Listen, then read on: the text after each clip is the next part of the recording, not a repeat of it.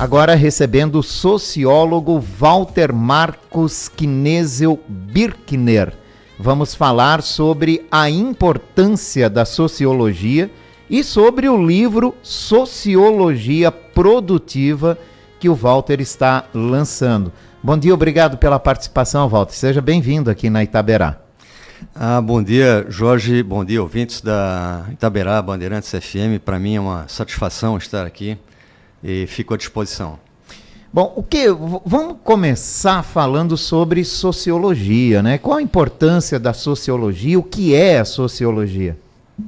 Jorge e ouvintes, a sociologia, ela nasce no contexto do século XIX, Revolução Industrial na Europa, com um sentido geral que é o de desnaturalizar as coisas, os fenômenos aparentemente naturais ou eventualmente com muita frequência ali explicadas ou pela religião ou pela biologia ou pela filosofia ou pela psicologia.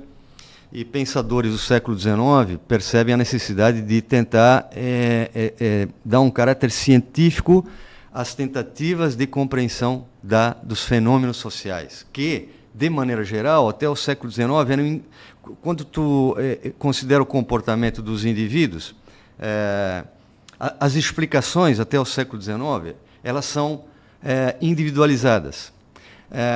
O que fazem os pensadores sociais que vão inaugurar a sociologia? Vão perceber a possibilidade de informar a sociedade justamente sobre a necessidade de desnaturalizar aquilo que acontece com os seres humanos e que, em grande medida, não é resultado de fenômenos naturais, não são provenientes de causas naturais. Então, você pega, por exemplo, a pobreza, a miséria perceptível no século XIX, em pleno contexto da Revolução Industrial. Veja-se, por exemplo, nós aqui de Blumenau, do Vale do Itajaí, de Santa Catarina, enfim, nós somos descendentes, em grande medida, de colonos, né, de imigrantes que vieram, alemães, italianos, poloneses, ucranianos, russos, portugueses, africanos. Mas ali no contexto da Europa, da Revolução Industrial, essas pessoas vieram para cá porque elas vieram em busca de oportunidades de vida que não encontravam lá. Então, a questão é que pensadores no século XIX, olhando para o cenário, marcado por inclusive causado por uma mudança de modo de organização da economia, do campo para o meio urbano, isso é uma transformação que foi traumática para muita gente. E aí a própria religião, a psicologia, a filosofia, tentativas de explicar os problemas que aconteciam com as pessoas, passavam a ser parcialmente insuficientes. Né? Claro que a religião sempre responderá, a filosofia à sua maneira, as ciências outras para além da sociologia, como a psicologia, mas, por exemplo, na ciência, a psicologia, no final do século XIX, era predominante no sentido de dar explicações presunçosamente, pretensamente científicas, muitas vezes corretas, outras vezes não, sobre o problema da infelicidade humana. E a sociologia vem para desnaturalizar isso, e inclusive desindividualizar isso, e dizer, olha, boa parte do que acontece com os seres humanos, boa parte do que explica os seres humanos, é decorrente de fenômenos sociais, ou seja, de um produto criado em sociedade. Então, essa é a grande marca da sociologia na sua emergência, é de desnaturalizar explicações sobre o comportamento e as condições de vida dos seres humanos. E o que motivou o senhor a se especializar em sociologia? Bom, aí são as preferências individuais, né? Assim como um jovem resolve fazer música, teatro, outro resolve fazer ciências contábeis, administração, engenharia, medicina, odontologia. e assim por diante, né? O que é importante de ressaltar, essa imensa divisão do trabalho social, isso é muito importante porque responde a talentos individuais, né? Propensões individuais. E a minha sempre foi, desde a minha adolescência, o interesse principalmente pela política, e a sociologia tem uma característica muito forte do ponto de vista do interesse pela política, né? Então, desde jovem eu me interessei por isso, assim como me interessei também por aspectos da economia, e isso me levou a fazer o curso de graduação em Ciências Sociais na FURB, aqui em Blumenau, né, na década de 80, e isso efetivamente respondeu às minhas demandas individuais, à minha vontade de conhecer o mundo, né, e de desenvolver aquilo que a gente chama de vocação ou talento, né? E como sociólogo, né, como é que o senhor avalia esse momento político que nós vivemos, a polarização do país?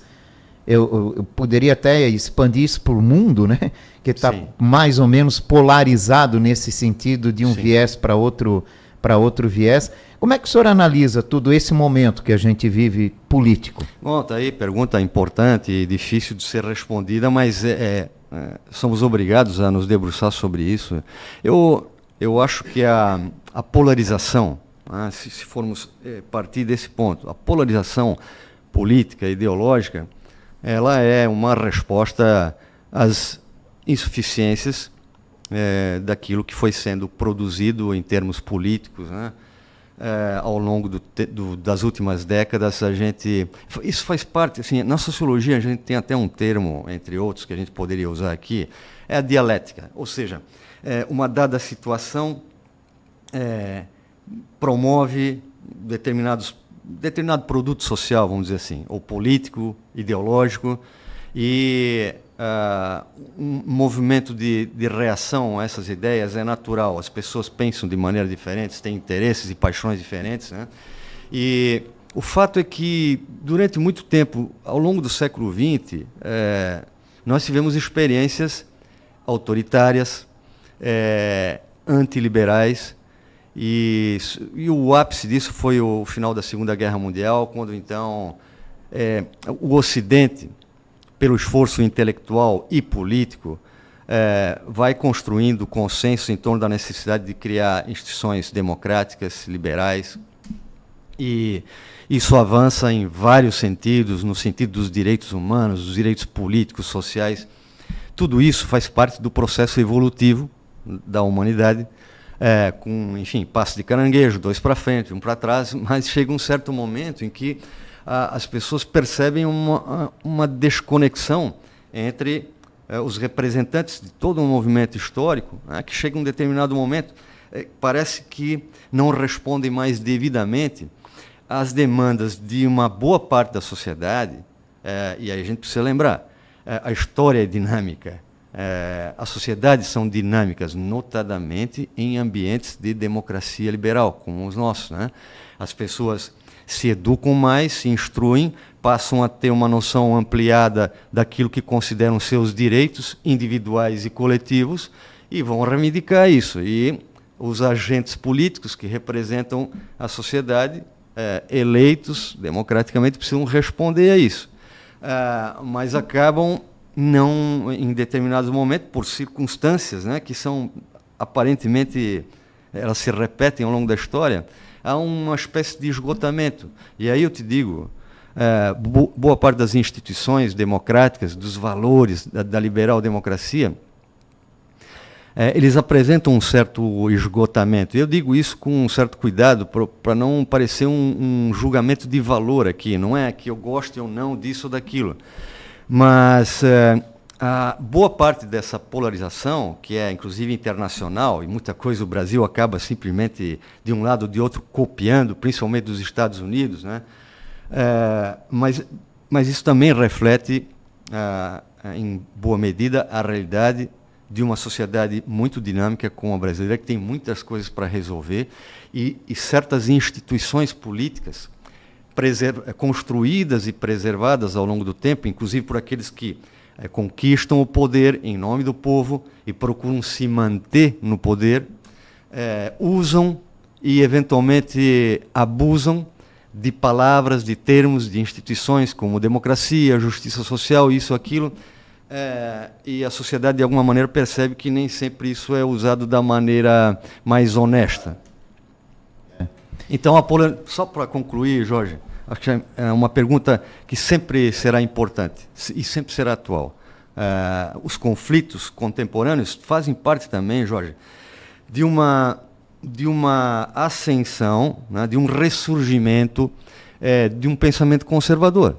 Nós vivemos uma hegemonia durante talvez uns 50 anos, no Brasil menos, porque nós tivemos um regime militar que era restritivo, sim, em termos de liberdade de pensamento, inclusive, claro, não é um totalitarismo como em outros países, como a gente vê atualmente num país como a Venezuela, por exemplo, aquilo ali é o fim da picada, né? Aquilo é a antítese daquilo que foi construído em nome dos valores de liberdade, justiça social, de solidariedade, e isso se tornou a antítese disso, né?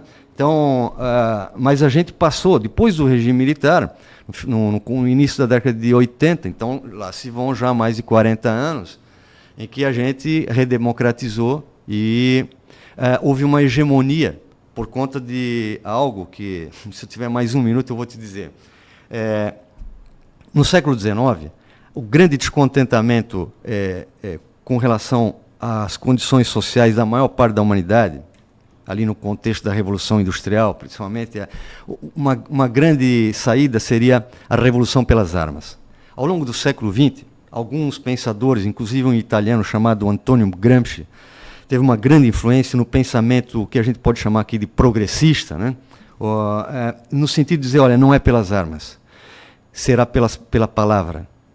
Então, ao longo do tempo, nós precisamos construir uma visão de mundo, uma narrativa, um discurso, ou várias, e sensibilizar as pessoas, desde as universidades, passando pelas escolas e os meios de comunicação, e a esfera política, evidentemente, criando discursos em nome de certos valores que vão assentando o imaginário das pessoas e vão fazendo elas entender o quanto é importante democracia, liberdade, isso, aquilo, justiça social.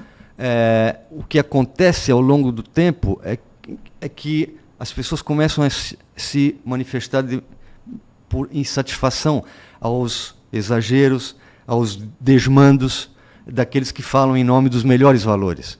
E por exemplo, no Brasil, não foi só no Brasil, evidentemente, mas no Brasil o conservadorismo acordou. E acordou por várias razões.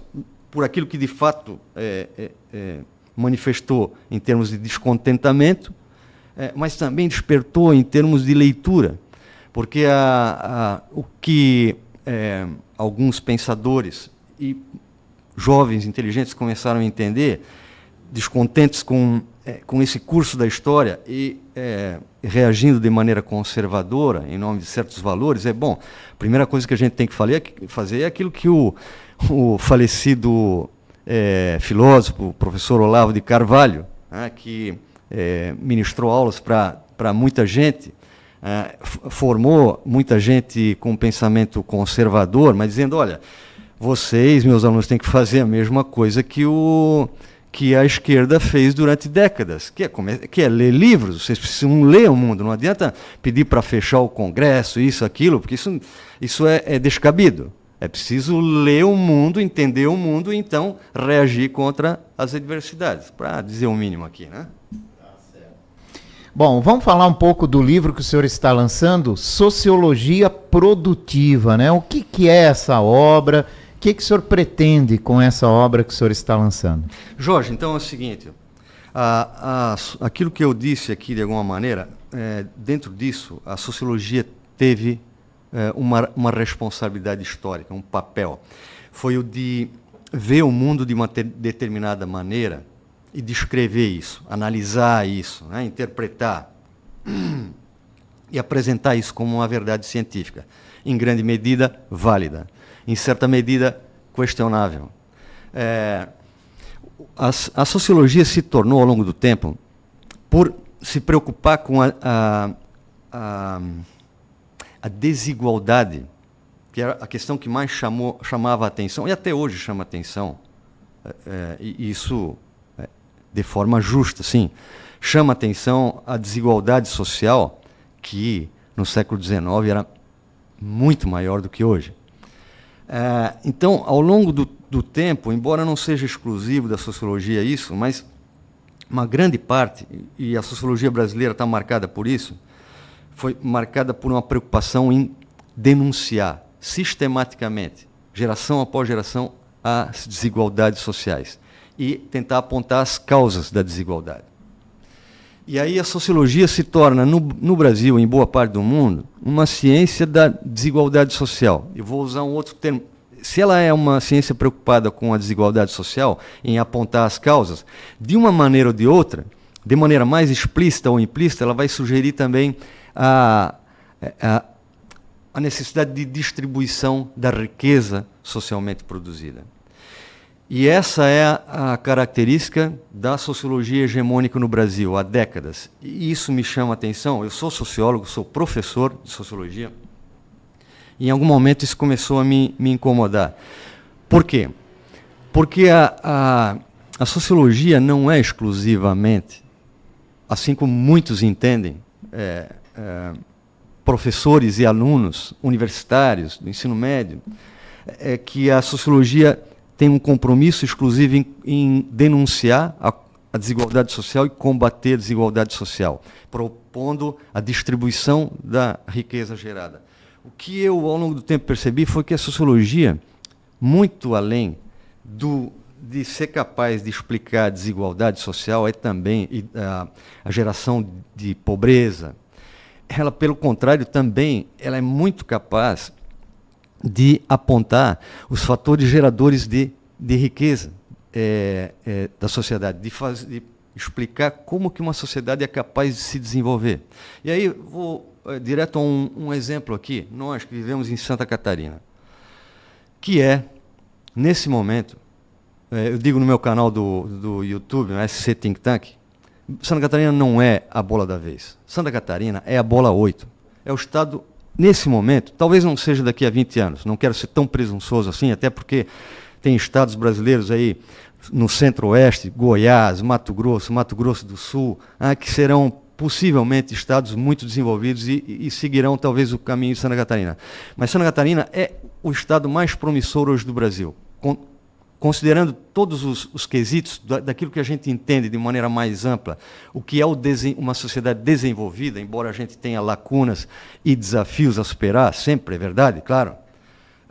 Mas, se comparar Santa Catarina com a média brasileira ou com qualquer outro estado brasileiro, inclusive com São Paulo, que é o estado mais rico do Brasil, mas em termos de desenvolvimento, nós somos mais desenvolvidos que em São Paulo, inclusive, porque nós temos uma economia diversificada, nós temos menos desigualdade social, e essa menor desigualdade social e essa condição de estado desenvolvido, ela não se deve ao protagonismo exclusivo, nem principal, dos governos, do Estado, o Estado como ordem política institucional, que é o que a sociologia, de maneira explícita ou implícita, sempre sugere, que é o Estado o grande promotor do desenvolvimento, da justiça, disso, aquilo.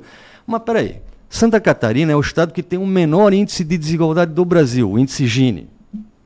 Num ranking de competitividade do Centro de Liderança Pública, que é uma think tank de São Paulo, tem um ranking de 10 pilares, e no pilar sustentabilidade social, nós ficamos em primeiro lugar, nós ficamos em segundo lugar no Brasil, só perdemos para São Paulo em competitividade.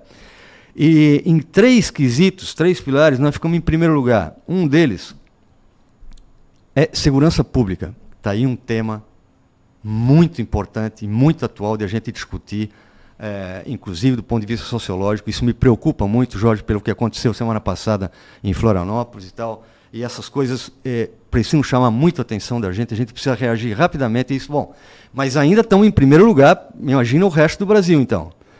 E aí, onde nós estamos em primeiro lugar também? Em sustentabilidade social. Como assim? Se nós somos o Estado que proporcionalmente menos recebe retorno fiscal da União. Como assim?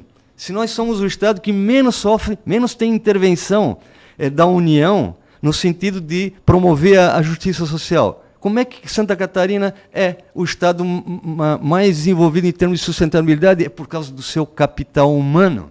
E o capital humano é o terceiro pilar em que nós estamos em primeiro lugar no Brasil. Isso a sociologia não discute hoje. E isso me incomoda, porque o que fez com que a sustentabilidade social em Santa Catarina fosse a melhor do Brasil, seja a melhor do Brasil hoje, é o esforço humano da sociedade produtiva. É da nossa capacidade de produzir, de gerar desenvolvimento. Então, esse é o cerne do livro. É uma aproximação da sociologia com a economia produtiva para dizer, olha, a sociologia sempre terá um papel importante no sentido de denunciar a desigualdade social e as causas, porque a sociedade não é justa, isso é fato. As disputas de poder sempre existiram em sociedade e isso gera injustiça. Agora, é claro que politicamente nós precisamos tentar produzir sempre as melhores condições de igualdade, mas igualdade do ponto de partida, não do ponto de chegada, né? Porque nós precisamos preservar a liberdade das pessoas, apostar tudo nas nossas crianças com a melhor educação possível e mostrar para crianças e adolescentes e para alunos universitários, isso que eu estou propondo no meu livro aqui, que não é só a miséria que é importante ser entendida, mas, inclusive, a miséria de um outro ponto de vista, do ponto de vista daquilo que as sociedades deveriam fazer e não fazem para combater a miséria. Que não é só o Estado que combate, mas é também uma sociedade produtiva que gera as condições, e aí eu vou te dar mais um exemplo, se tu me permite. Eu falo sobre capital humano, mas eu também falo, e nesse sentido, reforço, Santa Catarina, pelos seus índices educacionais e tudo que compõe o conceito de capital humano, nós estamos em primeiro lugar no Brasil. Não sei se isso vai durar a vida toda, mas da onde vem o nosso capital humano? Vem do nosso capital social. O que é o capital social? Esse é o conceito talvez mais importante no meu livro. É composto por, além de ser um conceito contábil, é também um conceito sociológico, pouquíssimamente explorado na sociologia brasileira, praticamente não se fala sobre isso, mas se tu olhar para Santa Catarina, por que Santa Catarina é o estado mais promissor do Brasil? Porque ao longo da sua história, construiu essa condição, e quem constrói a história, quem faz a história são pessoas. E o capital social é o seguinte, enquanto o capital humano define o nível de instrução, capacidade produtiva de um indivíduo, capital social mede a capacidade de uma sociedade, a capacidade de estabelecer laços de cooperação, confiança, senso de responsabilidade pela coisa pública, capacidade de diálogo e confiança entre pessoas e entre pessoas e instituições. E aí, vou te dar um exemplo bem prático. Qual é o estado que tem o maior número de cooperados no Brasil e que tem o maior percentual do seu PIB composto pelo processo de cooperativismo? No Brasil, o maior exemplo do Brasil, tem dois grandes exemplos, sim, Rio Grande do Sul e Santa Catarina. Mas a proporção de pessoas cooperadas em Santa Catarina que trabalham diretamente com o cooperativismo, tem alguma ligação e tal, o primeiro lugar, proporcionalmente, nós estamos perto de alcançar quantitativamente São Paulo, se é que já não superamos. E aí eu vou te dar o mais específico ainda, serei, em 2018, no final de 2018, eu vou lá, procuro uma informação sobre cooperativismo, como professor de sociologia, quero falar sobre isso, enfatizar a importância, eu vejo lá uma nota num site de algum jornal, um jornal de cooperativismo, sobre cooperativismo, não sei se da Federação Nacional das Cooperativas do Brasil, dizendo o seguinte, qual a cidade com o maior número de cooperados no Brasil no ano de 2018, e se repetiu em 2019, 2020, eu não sei como é que está atualmente. A segunda maior cidade, a cidade com o maior número de cooperados do Brasil, é uma cidade que a Grande São Paulo tem 20 milhões de habitantes. São Paulo tem 11 milhões de habitantes. Ficou em segundo lugar. Quem que ficou em primeiro lugar, Jorge? Me diz. Blumenau. Blumenau, em 2018, tinha seus 300 e poucos mil habitantes, hoje está chegando perto dos 400, tinha 225 mil pessoas ligadas ao cooperativismo. Isso era maior do que o número de São Paulo, que tinha 200 mil. Então, Se a sociologia não estuda isso, para demonstrar para um aluno do ensino médio ou do ensino superior que isso é um fator importantíssimo para entender Santa Catarina, por que Santa Catarina cresce tanto, chama tanto atenção, atrai tantos investimentos e pessoas que vêm para cá. Tive no lançamento do livro em Pomerode há um mês atrás, meu livro. Falei com pelo menos 3 pessoas de fora que disseram, eu moro em Santa Catarina, vim para cá e eu nunca mais quero sair daqui. Por que isso? Porque nós temos capital social, capacidade de cooperar, de trabalhar juntos, e de cuidar da educação das nossas crianças, ter esse espírito de responsabilidade pública. Entendo. E o livro tá onde é que pode ser encontrado, professor? Hoje na Blue Livros, e também na biblioteca da FURB, deixei alguns exemplares como doação, porque isso é sempre importante, é uma biblioteca pública, né? Uhum. Então, e eu te digo que o meu esforço agora, Jorge, é continuar sensibilizando a sociedade catarinense, notadamente agentes da educação e agentes políticos.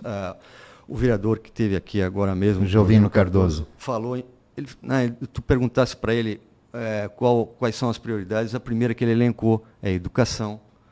Para mim também essa é a prioridade e a gente precisa sensibilizar, porque se a gente tem governos dispostos a manter o ritmo de desenvolvimento de Santa Catarina, desenvolvimento sustentável, nos conteúdos curriculares do ensino médio, que é responsabilidade dos governos estaduais, essa temática do desenvolvimento, que é o principal conceito do meu livro, tem que ser inserida. Nós temos que ensinar para jovens, para adolescentes e também para alunos universitários quais são os fatores que promovem o desenvolvimento de uma sociedade.